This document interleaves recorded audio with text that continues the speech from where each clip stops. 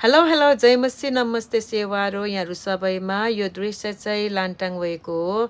यो लान्टाङ जाँदै गर्दा धेरै खोला खोल्साहरू कट्नुपर्ने हुन्छ अनि खोला खोल्सा भन्ने बित्तिकै 2025 सालमा घटेको त्यो एकदमै दुःखद घटना तपाईँहरूलाई पनि सम्झना छँदैछ होला।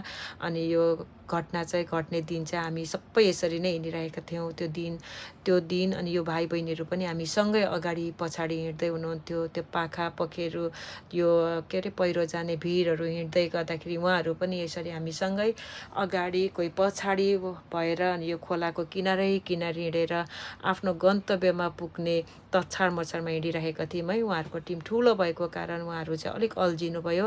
हामी चाहिँ 4 जना मात्रै भएको कारण हामी चाहिँ चाँडो चाँडो गरेर अनि घोडा तबेला भन्नेमा पुग्यौँ होइन। पुगेर बास बस्यौँ। त्यहाँ बास बस्दा चाहिँ उहाँहरूको दुःखको खबरहरू हामीले सुन्यौँ। अनि के गर्ने त, अगाडि बढ्ने कि नबढ्ने भन्ने कुराको छलफल गर्दै गर्दा हामी अगाडि बढ्ने निर्णय गऱ्यौँ है। किनभने जिन्दगी भनेको अगाडि बढ्नु नै पर्ने हुन्छ होइन। अनि हामी अगाडि बढ्यौँ। अगाडि बढिसकेपछि यति रमणीय दृश्यहरू थियो है। अनि हेर्दै गर्दा उहाँहरूलाई पनि हामीले सम्झना गऱ्यौँ। उहाँहरू पनि भएको भए यो दृश्य उहाँहरूले पनि अवलोकन गर्नुहुन्थ्यो भन्ने मनमा आयो, कुराहरू गऱ्यौँ। तर एकदम राम्रो छ है केन्जिरी हिमाल, तपाईँहरू पनि जानुहोस् भनेर म चाहिँ भन्न चाहन्छु है। धन्यवाद हामीलाई हेर्नुभएको लागि। धेरै धेरै माया।